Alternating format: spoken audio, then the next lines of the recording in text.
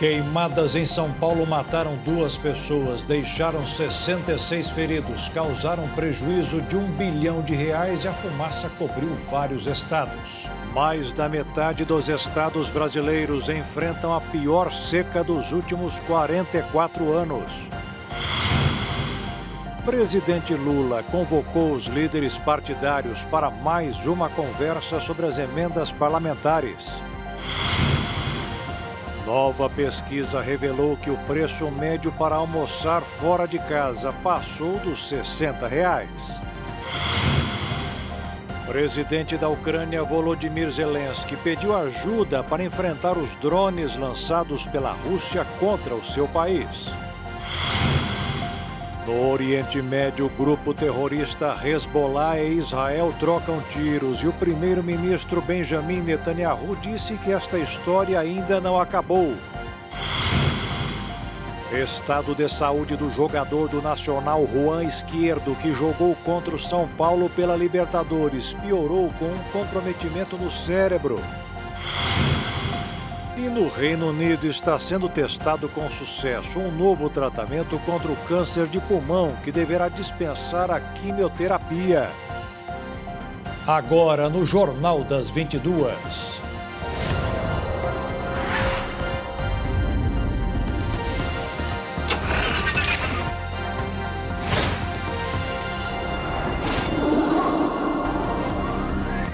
Olá, boa noite. Pelo menos 2 pessoas morreram, 66 ficaram feridas e 3 foram presas, como algumas das responsáveis pelos incêndios que atingem o interior paulista.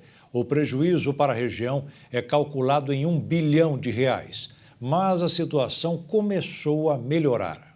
Um cenário caótico que até mesmo desafiou a capacidade das autoridades. Foi assim um fim de semana em diferentes cidades paulistas, que incluiu casas abandonadas, rodovias bloqueadas, pessoas impossibilitadas de chegar ao destino, sujeitas a condições respiratórias extremas de poluição e assustadas com paisagens desoladoras, aeroportos sem operações, além de picos no fornecimento de energia elétrica e de água. Nós temos 3 situações. Primeiro, uma combinação de uma estiagem severa, baixa umidade relativa do ar, ventos fortes, e aí qualquer coisa provoca uma ignição e espalhamento desses incêndios. Nós tivemos a ação de criminosos, então ontem houve uma prisão em Rio Preto, hoje de manhã a prisão em Batatais, um criminoso, passagem pela polícia com gasolina, ateando fogo, quer dizer, querendo agravar a situação. É uma coisa que nós não vamos tolerar. As forças de segurança estão bem mobilizadas para impedir esse tipo de ação. E o oportunismo, que são aquelas pessoas que têm descarte para fazer, querem aproveitar o incêndio para queimar lá o lixo, para queimar o resíduo. Isso é inaceitável. Segundo o governo de São Paulo, não há mais focos ativos de incêndio no estado, mas 48 cidades seguem em alerta máximo para o fogo. Além disso, 3 prisões foram efetuadas nas cidades de São José do Rio Preto, Batatais e Porto Ferreira, envolvendo suspeitos de criar focos de incêndio. Até agora, não conseguiram detectar nenhum incêndio causado por raio. Exato. Significa que tem gente colocando fogo. Na Amazônia, no Pantanal. Provavelmente São Paulo.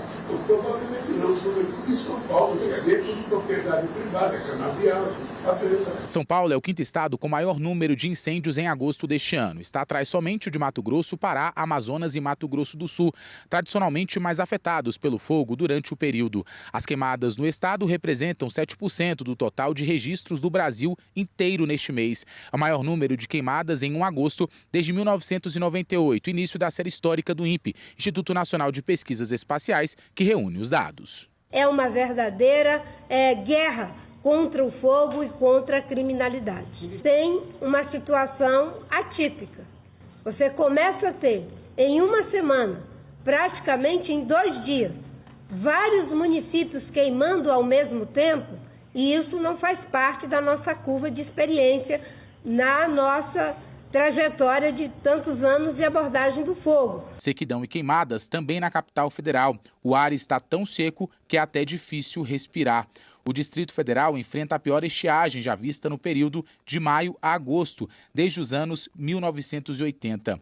Por isso, de acordo com o Ministério da Saúde, a população deve aumentar a ingestão de água e líquidos, o que ajuda a proteger o sistema respiratório, reduzir ao máximo o tempo de exposição à fumaça, ficando em casa com ventilação ou purificadores de ar, manter portas e janelas fechadas para evitar que as partículas entrem no ambiente, evitar atividades físicas em horários mais críticos, principalmente entre meio-dia e 4 horas da tarde, usar máscaras, lenços ou bandanas para proteger nariz e boca da exposição de poluentes e ter cuidado redobrado com crianças menores de 5 anos, idosos maiores de 60 anos e gestantes. E como Brasília está com muita fumaça no ar, o presidente da Câmara, Arthur Lira, do PP de Alagoas, dispensou os parlamentares esta semana.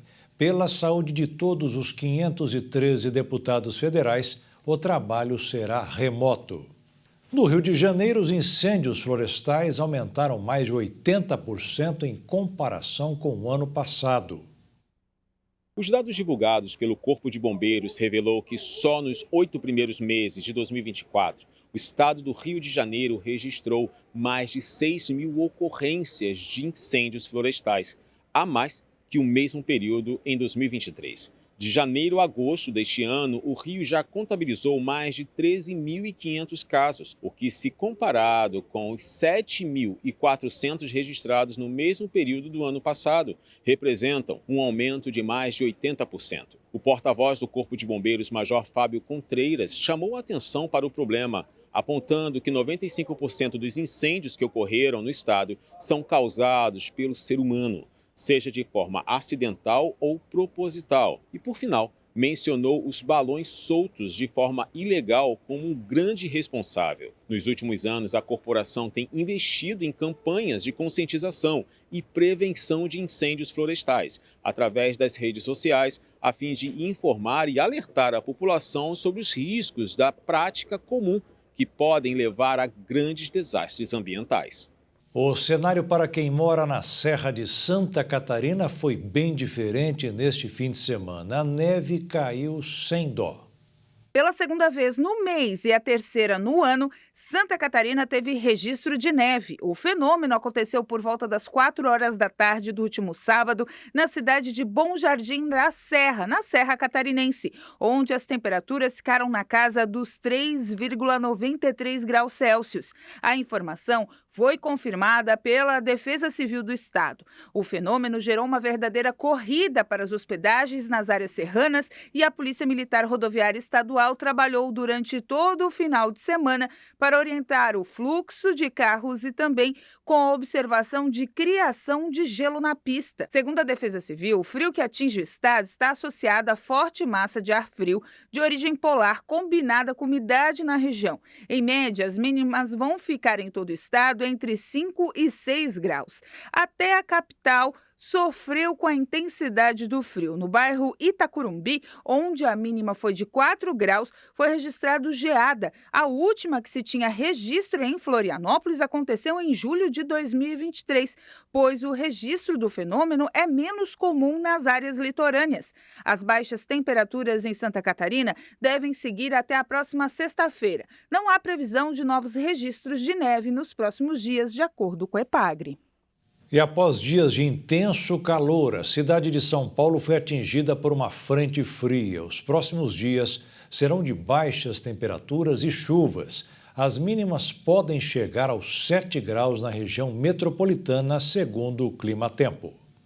Com a chegada da frente fria no último fim de semana, a Defesa Civil Municipal de São Paulo decretou estado de alerta para as quedas de temperaturas. Além disso, estão previstas chuvas e aumento da umidade do ar para os próximos dias. O alerta para a onda de frio foi feito pelo Climatempo, que previu o avanço de um ciclone pelo país, principalmente no centro-sul. Grande parte do oeste do Rio Grande do Sul, de Santa Catarina e também do Paraná e do sul de Mato Grosso do Sul poderão variar entre 5 e 7 graus abaixo do normal. Este fenômeno é comum durante o inverno, mas a intensidade deste ano é considerada marcante. As chuvas, por exemplo, ajudaram a reduzir os focos de incêndio em São Paulo. Apenas no sábado, o governo do estado registrou mais de 30 focos de incêndios em várias regiões. Porém, tudo indica que a baixa nos termômetros deve durar até quarta-feira, pois é previsto também uma mudança brusca de temperatura, a volta do ar quente e seco. Alguns estados das regiões Centro-Oeste, Sul e Sudeste devem esquentar após o período frio, de acordo com o clima-tempo. As temperaturas máximas podem chegar até 40 graus, mas os efeitos serão sentidos mais no fim de semana.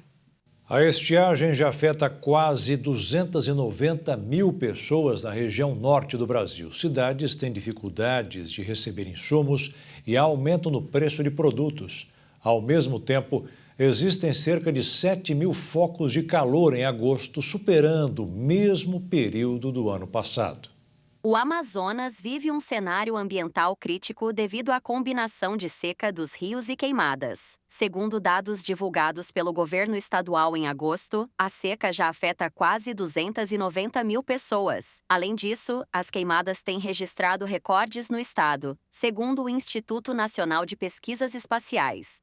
No último sábado, eram 7 mil focos registrados no mês, superando os dados registrados em agosto de 2023. Neste ano, segundo previsões do governo estadual, o Amazonas pode enfrentar uma seca intensa semelhante ou até pior do que a do ano passado, a mais severa registrada na história do estado. Atualmente, 20 dos 62 municípios estão em situação de emergência. Conforme o Serviço Geológico do Brasil, a antecipação da estiagem em 2024 é atribuída ao volume de chuvas abaixo da média registrado no início de maio, o que também deve antecipar o fim do período de vazante. Esse ano, a descida dos rios teve início antes do previsto, com reduções registradas ainda na primeira quinzena de junho. Historicamente, o fenômeno começa entre a última semana de junho e as primeiras de julho. Os especialistas apontam que o fenômeno El Niño associado à Laninha são os fatores naturais que mais influenciam na normalidade hidrológica da região, com um impacto determinante na mudança climática e a ação humana através de queimadas e desmatamentos.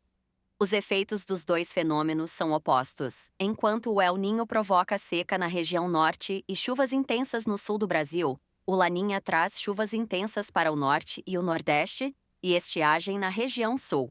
Já a seca, que serve como ignição para os focos de incêndio, soma-se às queimadas ilegais.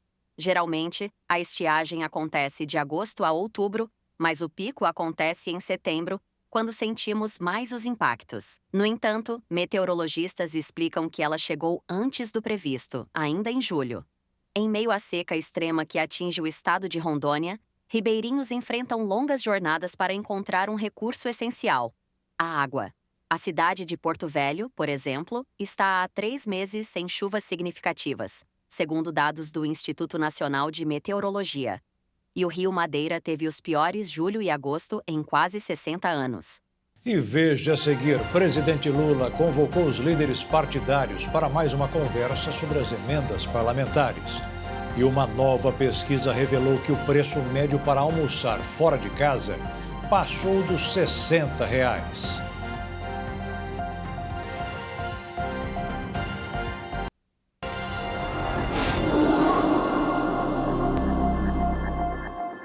O deputado federal Luiz Felipe de Orleans e Bragança, do PL de São Paulo, apresentou hoje um parecer favorável à derrubada de medidas do Supremo Tribunal Federal fora de sua área de atuação.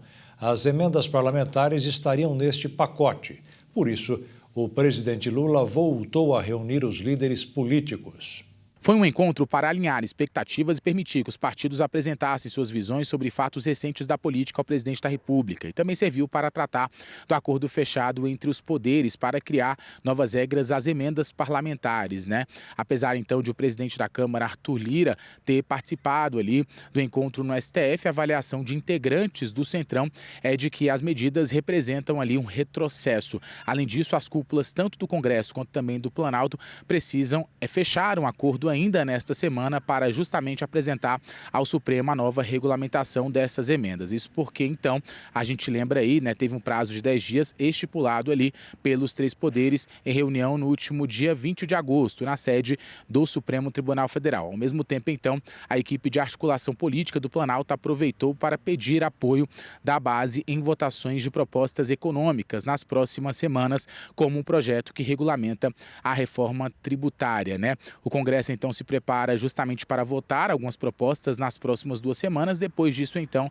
Brasília ficará esvaziada para que congressistas se concentrem nas campanhas de seus aliados nas eleições municipais de outubro. Também é de interesse do Planalto a sucessão, né, de Lira na presidência da Câmara. Os cotados, então, para sucedê-lo estão na expectativa também de que o alagoano cumpra sua promessa de definir justamente até sábado quem ele irá apoiar nessa disputa. Alguns nomes surgem no cenário, né, como os deputados ali Antônio Brito, do PST da Bahia, Elmar Nascimento, do União Brasil, e também Marcos Pereira, que é do Republicanos de São Paulo, são os favoritos. Correm ali por fora, então, o MDBista Isnaldo Bulhões, que é de Alagoas. O presidente da Câmara deu a Lula o poder de vetar um dos nomes. Os dois, então, devem se encontrar nesta semana para Arthur Lira definir quem receberá, então, ali seu apoio. Lembrando que no caso, então, da disputa, né, do Senado Federal, surge, então, como favorito o único candidato a suceder Rodrigo Pacheco, o presidente da CCJ, Davi Alcolumbre, que já esteve, né, à frente, inclusive, da presidência lá da casa.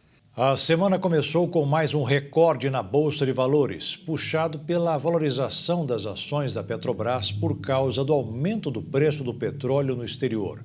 Já nas negociações com o dólar, o dia foi mais tranquilo, com alta de 0,23%. A moeda terminou cotada em R$ 5,49 na venda. A alta do pregão na Bolsa foi de 0,94% aos 136.889 pontos. Os jovens de até 27 anos de idade que fazem parte da geração Z estão formando um novo grupo de trabalho no Brasil. Eles têm que aceitar o que aparece, mesmo com muito estudo. A alternativa é entrar na fila, que representa o dobro do desemprego atual do país, ou dos mais de 40% que vivem na informalidade.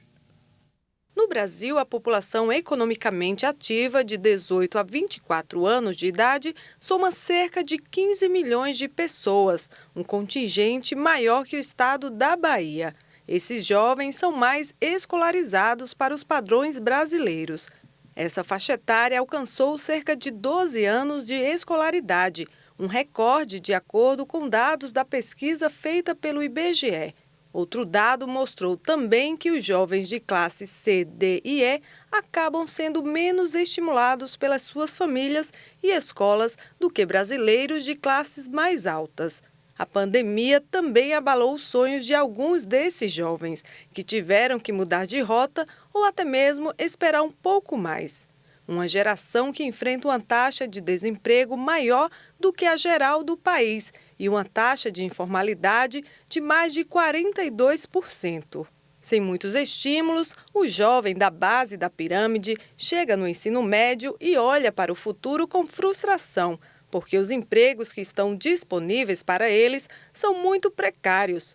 Os analistas apontam que um dos grandes entraves para transformar essa realidade passa por fazer com que o ensino médio se torne mais estimulante e prepare os jovens para o mercado de trabalho. Formada por aqueles que nasceram entre 1997 e 2010, essa geração mudou a maneira de se relacionar com o emprego e com os seus chefes.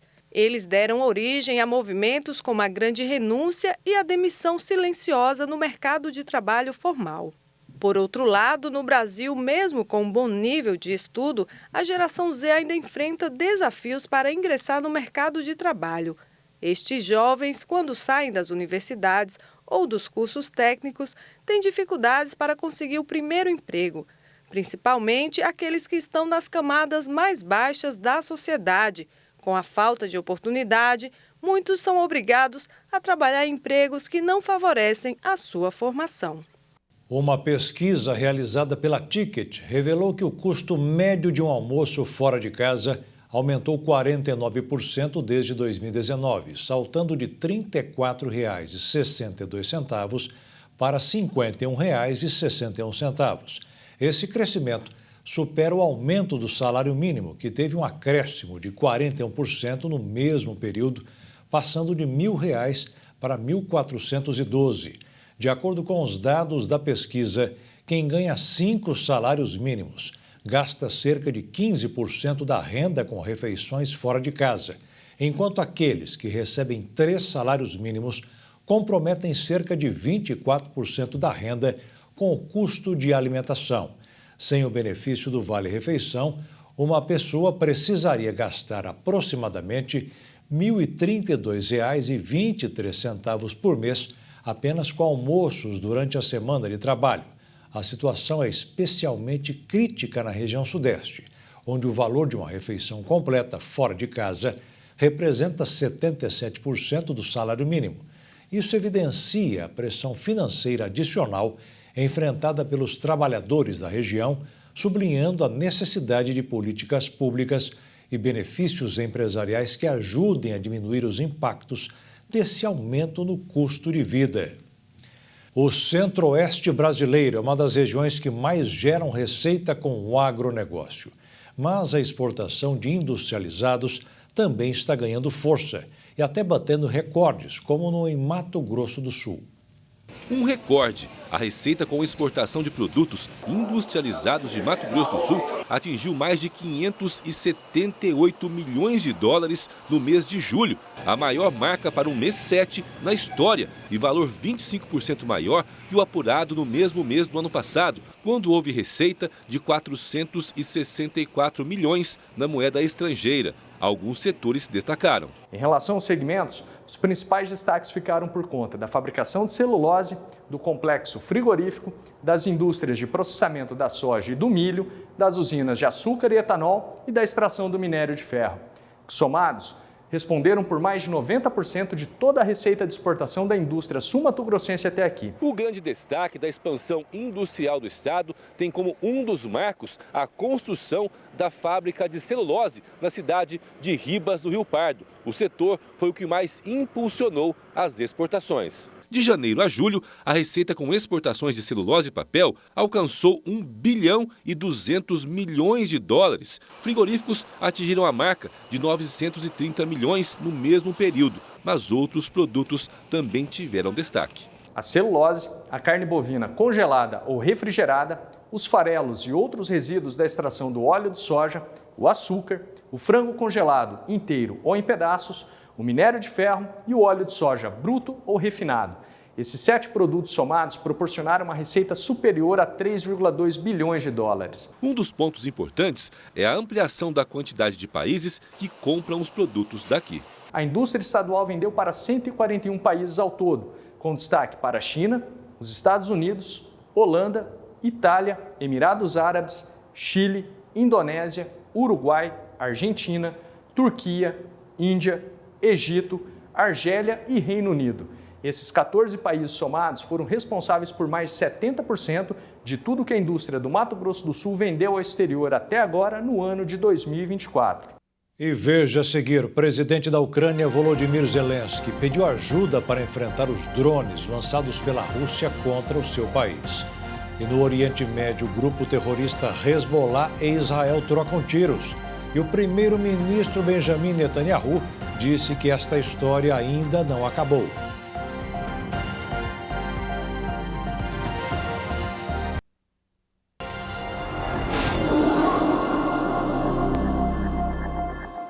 A Polícia Federal, em combate contra o garimpo ilegal, já destruiu 420 balsas na Operação Prensa.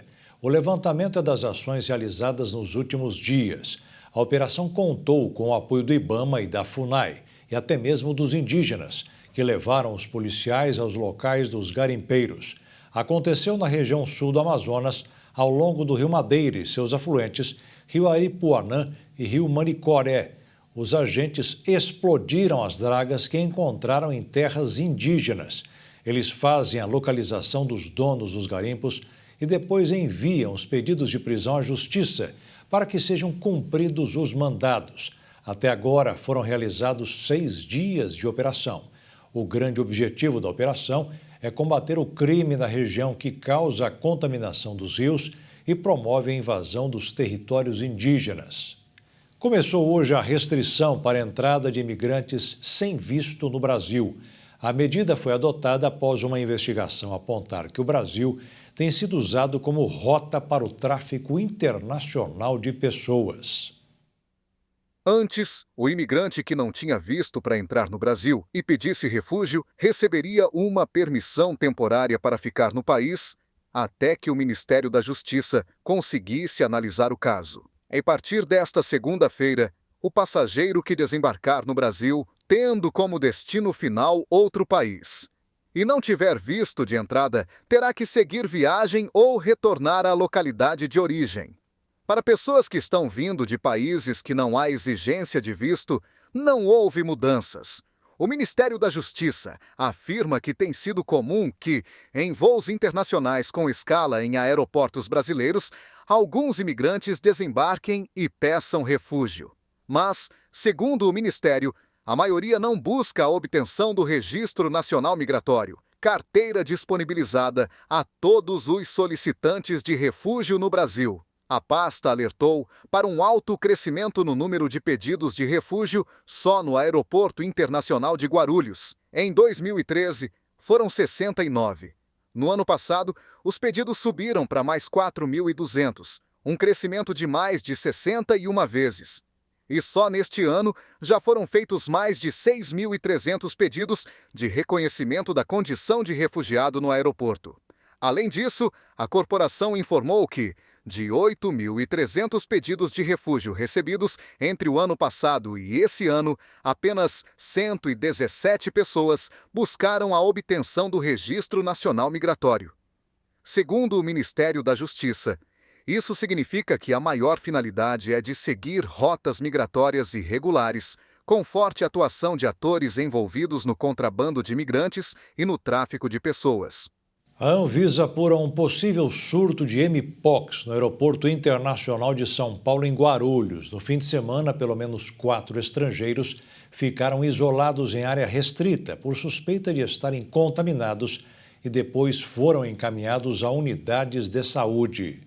Após a vistoria da Agência Nacional de Vigilância Sanitária, foi emitido um alerta e o pedido à administração do aeroporto para que instalasse biombos, separando o grupo supostamente contaminado dos demais imigrantes. Pelo menos 10 estrangeiros estariam com sintomas e 4 deles deixaram o aeroporto para receber atendimento médico. A Anvisa orientou que os imigrantes doentes, além de separados, deveriam ser mantidos nas proximidades do embarque remoto. A área restrita é uma região do terminal onde ficam os imigrantes ainda não admitidos, ou seja, que ainda não ingressaram no país oficialmente por estarem sem visto ou documentos. Na semana passada, uma reunião convocada pelo Ministério Público Federal já discutia a situação dos quase 500 imigrantes retidos na área restrita. Na ocasião, a Defensoria Pública da União pediu a criação de uma sala de situação para que se acompanhe o fluxo de entradas e saídas em tempo real. O Ministério da Justiça e Segurança Pública se comprometeu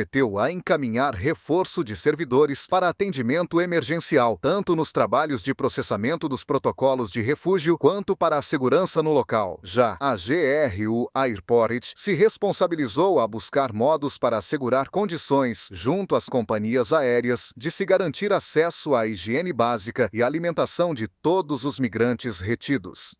Quase 2,5 milhões de carros estão circulando no país com airbags defeituosos. 7 pessoas já morreram no Brasil por conta da explosão do airbag.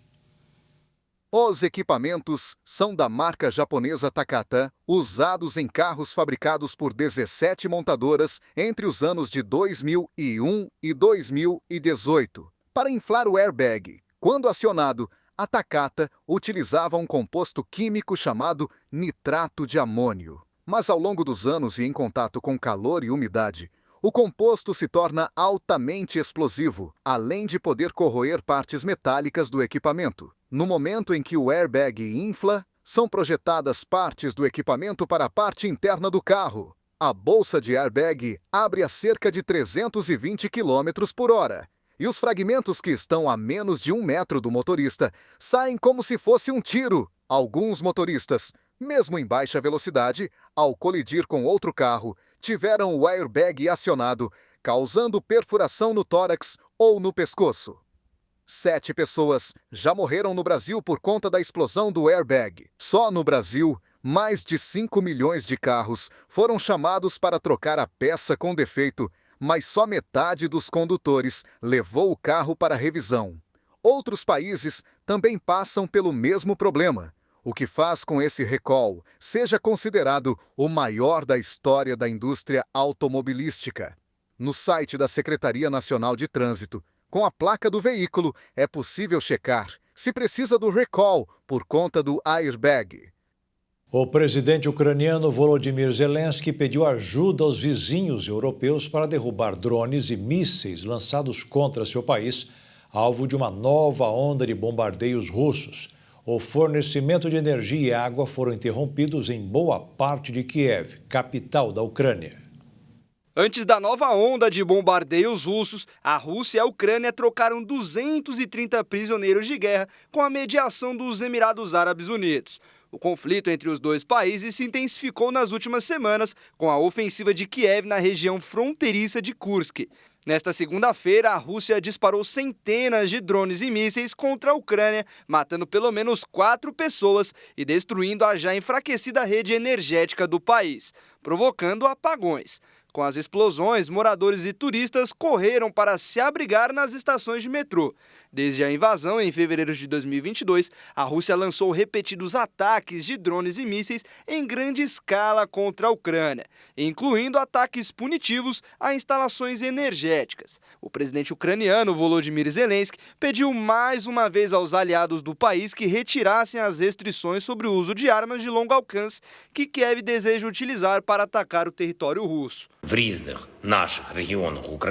Nas nossas diversas regiões da Ucrânia, poderíamos fazer muito mais para proteger vidas se a aviação dos nossos vizinhos europeus trabalhasse em conjunto com os nossos F-16 e em conjunto com a nossa defesa aérea. Se essa unidade aparentemente funcionou de forma eficaz no Médio Oriente, deveria funcionar também na Europa. A vida tem o mesmo valor em todo o lado. Zelensky garantiu que os bombardeios provocaram várias mortes e deixaram muitos feridos, inclusive em áreas do oeste da Ucrânia, próximas a países europeus. Este foi um dos maiores ataques da Rússia em um combinado de mais de 100 mísseis de vários tipos e cerca de 100 drones. E como a maioria dos ataques russos anteriores, este foi igualmente covarde, tendo como alvo a infraestrutura civil essencial. A localidade, que tinha 150 mil habitantes antes da guerra, tem sido alvo de repetidos ataques russos desde o início da invasão há 2 anos e meio. Entre os ataques russos que ocorreu no domingo e atingiu um hotel onde estava hospedada uma equipe de 6 pessoas da Reuters que cobriu o conflito russo e ucraniano. O ataque russo se deu como retaliação desde que ocorre a incursão ucraniana na região de Kursk, no início de agosto. A Ucrânia tem intensificado suas ofensivas contra territórios da Rússia. Uma das principais é a incursão militar em curso na região de Kursk. Soldados ucranianos chegam a divulgar um vídeo filmado numa área florestal fronteiriça, de onde a Ucrânia lançou uma incursão surpresa na Rússia. O Hezbollah lançou centenas de foguetes e drones contra Israel. A milícia xiita confirmou que iniciou seu ataque com mais de 320 foguetes, em resposta à morte de seu principal comandante, Fuad Shukr, em Beirute, no mês passado. O movimento islamista garantiu, no entanto, que conseguiu lançar centenas de drones e foguetes contra posições israelenses em resposta ao assassinato de um de seus líderes. O movimento, politicamente muito influente no Líbano, afirmou que lançou um grande número de drones contra o território israelense e mais de 320 foguetes Katyusha contra 11 bases militares em Israel e nas colinas de Golã. O Hezbollah é financiado pelo Irã e ameaçou com retaliações após a morte de um dos líderes militares, Fuad Shukr, em um ataque israelense na periferia de Beirute em 30 de julho. A comunidade internacional expressa há semanas o receio de uma escalada militar regional entre Irã e aliados de um lado e Israel do outro, em meio à guerra em Gaza, onde não foi alcançado um cessar-fogo apesar das negociações. Israel afirmou que, com um bombardeio no Líbano, frustrou um amplo ataque do Hezbollah. Essa é a maior troca de tiros em 10 meses de uma guerra que começou com um ataque do Hamas, lançado a partir de Gaza e desencadeou uma nova violência na fronteira Líbano-Israel. Os militares israelenses disseram que cerca de 100 caças destruíram lançadores de foguetes e drones ao norte de Israel, e alguns direcionados ao centro de Israel. O exército israelense não relatou nenhuma vítima deste ataque, mas o ministro da Defesa declarou estado de emergência por 48 horas antes de levantar a maioria das restrições. Netanyahu, numa reunião de gabinete, disse que os militares destruíram milhares de foguetes de curto alcance, todos destinados a prejudicar nossos civis e forças na Galileia, e interceptaram todos os drones que o Hezbollah lançou. O primeiro-ministro israelense, Benjamin Netanyahu, ainda em seu gabinete, disse que os ataques não eram a palavra final na campanha contra o grupo armado libanês Hezbollah. Estamos atacando o Hezbollah com golpes surpreendentes e esmagadores. Há 3 semanas eliminamos o seu chefe de Estado-Maior e hoje frustramos o seu plano de ataque. Nasrallah, em Beirute, e Khamenei, em Teherã, precisam de saber que este é mais um passo para mudar a situação e para o norte e devolver com segurança os nossos residentes às suas casas. E repito, esta não é a palavra final. Um terremoto de magnitude 5,3 na escala Richter abalou a região sul de Portugal. O fenômeno foi o mais intenso nos últimos 50 anos. Dados do Instituto Português do Mar e da Atmosfera mostram que o terremoto teve uma magnitude de 5,3 na escala Richter, enquanto o Serviço Geológico norte-americano estima a magnitude em 5,4, com epicentro a uma profundidade de 10,7 quilômetros. De acordo com especialistas, um terremoto dessa intensidade não ocorria no país há mais de 50 anos. O tremor foi sentido na área metropolitana de Lisboa, mas teve mais incidência na zona da Península de Setúbal. O Instituto Português do Mar acrescentou que o terremoto de magnitude de 5,3 foi registrado às 5 horas e 11 minutos da manhã, no horário local da costa portuguesa. Nas redes sociais, moradores de vários pontos do país postaram vídeos relatando terem acordado após sentir o chão tremer. Apesar do terremoto ser de uma escala considerada de nível alto, não há até o momento registro de vítimas e nem danos maiores, segundo a Defesa Civil. Um comunicado do Executivo confirma que não há registro de danos pessoais ou materiais até o momento e pediu à população que mantenha a calma. E veja a seguir estado de saúde do jogador do Nacional Juan Izquierdo, que jogou contra o São Paulo pela Libertadores. Piorou com um comprometimento no cérebro. E veja também, no Reino Unido, está sendo testado com sucesso um novo tratamento contra o câncer de pulmão que deverá dispensar a quimioterapia.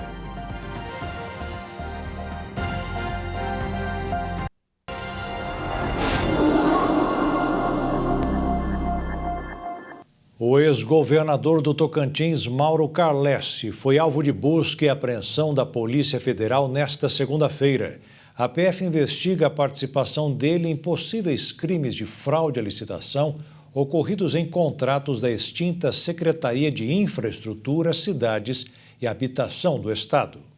A ação faz parte da Operação Timóteo e visa investigar a participação de Mauro Carlessi em possíveis crimes relacionados a fraudes em licitações realizadas na extinta Secretaria de Infraestrutura, Cidades e Habitação do Estado. Os contratos alvo das investigações ultrapassam a marca dos R$10 milhões.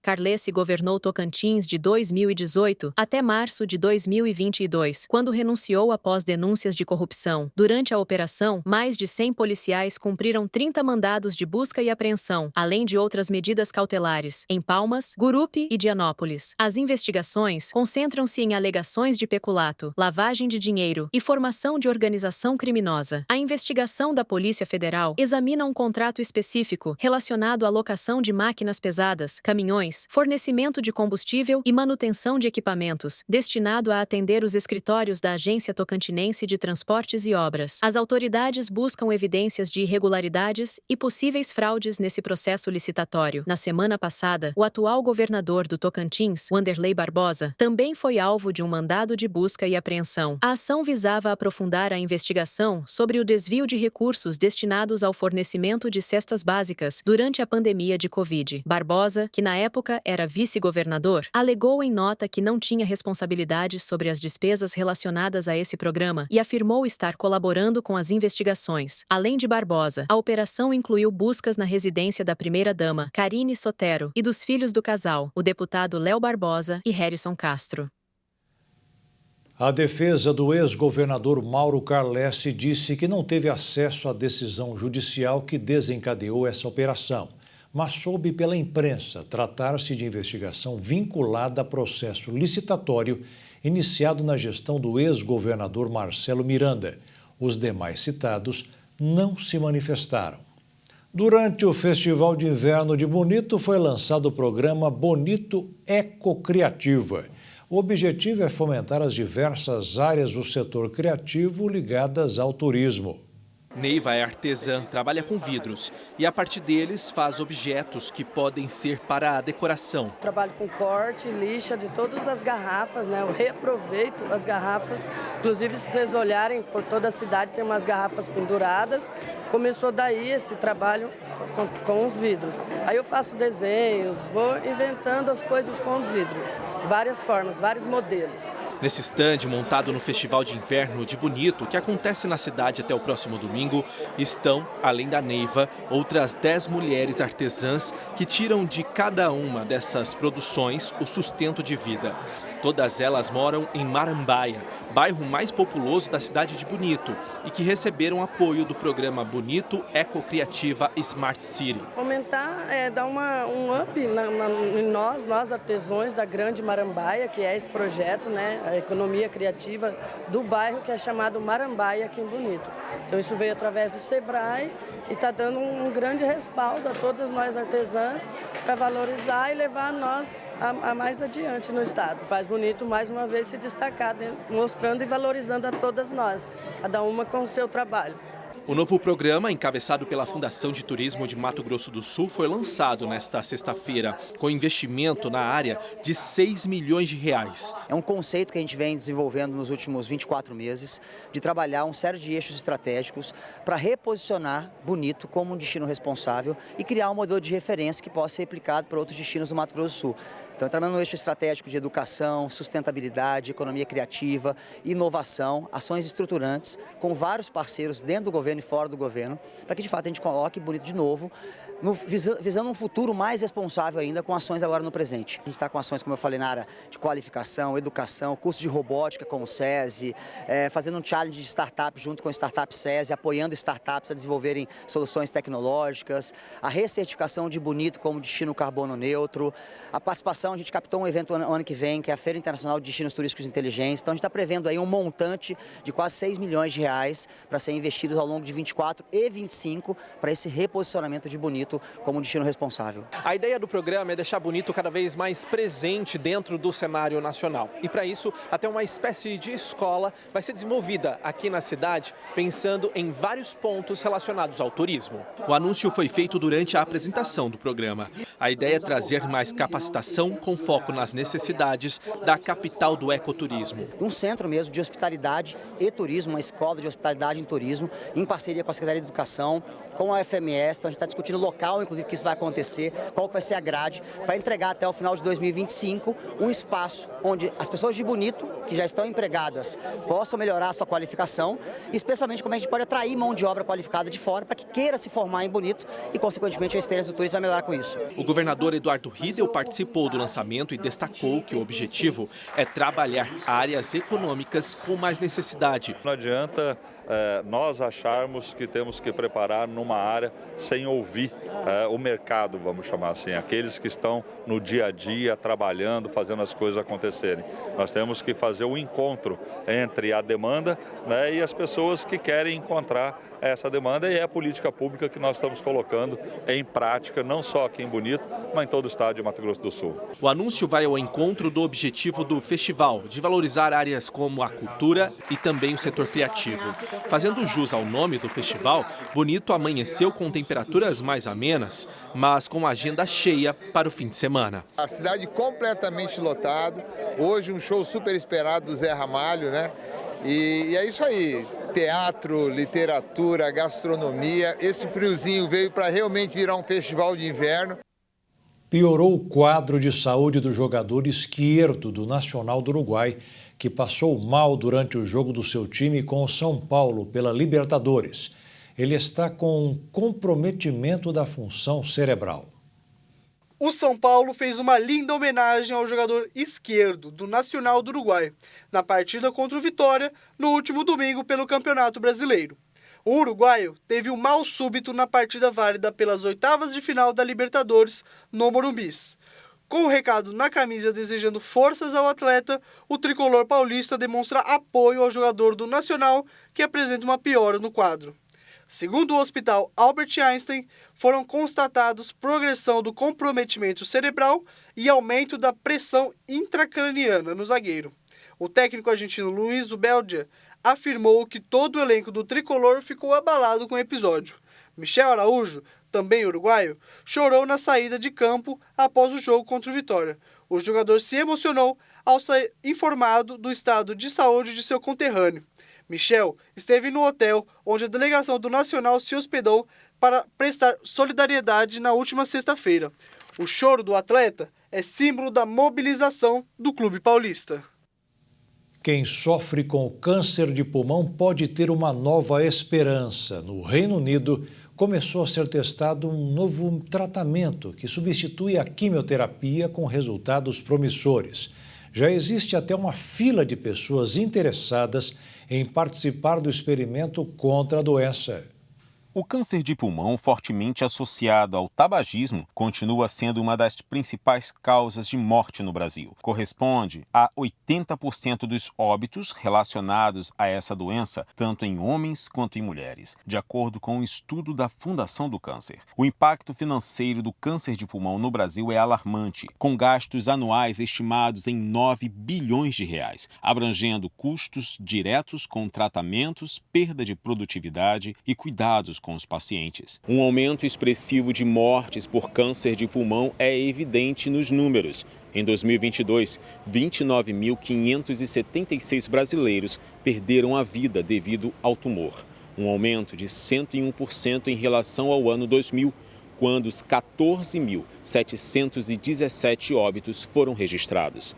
Diante desse cenário desafiador, uma nova esperança surge no combate à doença. A primeira vacina experimental contra o câncer de pulmão, a BNT-116, começou a ser aplicada no Reino Unido. Desenvolvida pelo laboratório BioNTech, a vacina utiliza a tecnologia de RNA mensageiro, a mesma que foi fundamental na criação das vacinas contra a Covid-19. O primeiro paciente a receber essa inovadora vacina foi Janus Ras, de 67 anos, que passou por um protocolo de aplicação envolvendo 6 injeções consecutivas da BNT-116, com intervalos de 5 minutos entre cada uma. Cada dose continha material genético específico para diferentes partes do tumor, com o objetivo de treinar bilhões de células do sistema imunológico a combater a doença de forma mais precisa e menos agressiva que a quimioterapia. Segundo os médicos, o novo tratamento promete minimizar os danos